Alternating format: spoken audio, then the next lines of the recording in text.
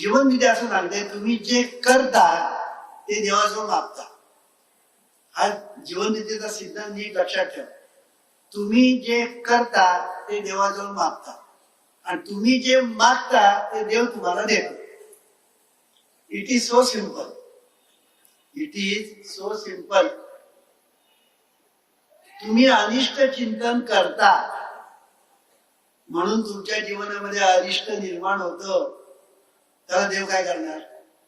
त्याला देव काय करणार? कारण तो निसर्गाच्या नियमाप्रमाणे सगळं चाललेलं आहे. देव ढवळाढवळ करत नाही. मग तुम्हाला जे काही मिळतं ते निसर्गाच्या नियमाप्रमाणे. निसर्गाच्या नियमाप्रमाणे.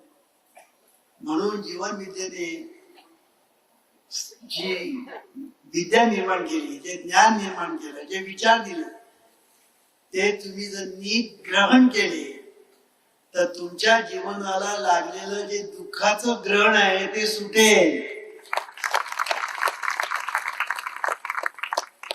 म्हणून विचार बदला, नशीब बदलेल.